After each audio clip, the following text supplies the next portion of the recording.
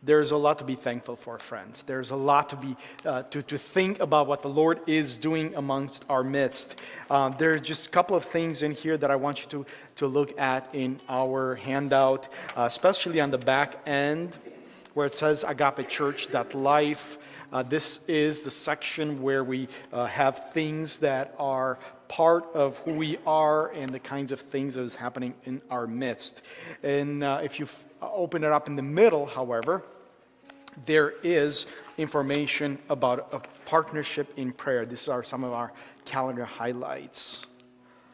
And what an amazing thing to partner with followers of Christ around the world. I wonder how many of you know where Tanzania is. I'll tell you, I couldn't quite pinpoint it on the map. Now, I know some of you have lived there, are intimately familiar with that, but we actually have the opportunity to partner with a tiny little church in Tanzania. Isn't that awesome? Can you imagine praying together as one body? Well, it happens to be Jack and Harry's parents. Jack and or Harry, would you guys want to come up here? I want to learn a little bit, and I think we should learn a little bit about what is this Arusha, am I pronouncing it correct? Arusha House Church. So tell me about Arusha. What is Arusha? Where is it? Small-ish kind of city in northern Tanzania, kind of close to like Mount Kilimanjaro. Well, I heard of that. I heard the Mount Kilimanjaro. So that's important. So it's nearby. How close is it? It's like an hour or two. An hour or two. Just curious, have you been on the mountain? Yeah, I climbed it a couple years ago. You climbed it. How about you, Jack? Yeah, you have as well? All right. Well, Jack, tell me a little bit about what your parents do there. So they work originally with MAF, Mission Aviation Fellowship, that flies small planes into the villages that there's no roads to get to take pastors and medical supplies and things.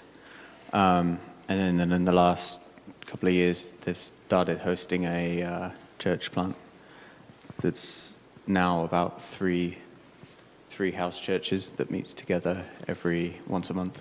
Oh, excellent. Great. Now, you guys grew up there, correct? Yeah? Mm-hmm. Harry, tell me a little bit about what it was like to grow up there. Now, am I correct that you grew up with Garrett as well? Was he part of your troublemaker crew? Yeah, so not in Arusha, but we did know Garrett from Tanzania originally, yeah. Okay, all right. What was it like growing up? Yikes. What was the toughest thing about growing up there? I don't know, it's kind of hard because you just kind of adapt to what you have. Like, you don't really spend time missing what you used to have back home, but you just kind of make do with what you've got and just kind of get on with life. And I guess it just kind of seems pretty normal eventually when you get used to it, because it's just kind of, you get up, you go to school, you come home, you do your homework. Kind of normal life, which not everyone expects when you talk about living in Africa. Jack, you've been at our youth group, right? Now, imagine taking 2 or 3 of those young people in a youth group and putting them right smack in the middle of where you guys, where your parents are doing ministry. What's going to be the biggest shocker for them? So you can think of any youth group person. You can think of I'm going to pick on Leah, or you can think of Michael, or Gabriel, or anyone, or Anna. What would be the biggest shocker for them? Any lions or tigers or anything like that? No. Okay, just checking. All right. What would be the biggest shocker for them? I think just that things are so different, but in ways you wouldn't expect. Like, things just don't work the way they do here, but it still works. I don't know, just like the roads, the traffic rules, and things like that. So the traffic is pretty crazy. Yeah. Yeah, it's not like here going in and out kind of thing, or? There's lots of going in and out, but it's not necessarily on the roads. It's not necessarily on the roads. But, Harry, how would you describe it? Describing it's kind of hard. Organized chaos is definitely a word. That comes to mind. Yeah. Okay. Maybe slightly more on the chaos side than the organized side. Okay. But Well, guys, how can we pray? I know that your parents are focusing on the church, right? That's the topic, to focus on the church.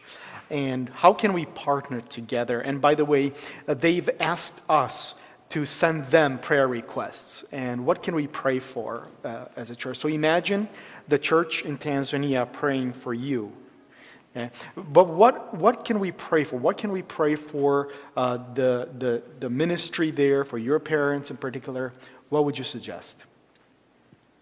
so I mean, I guess it's still a very new church.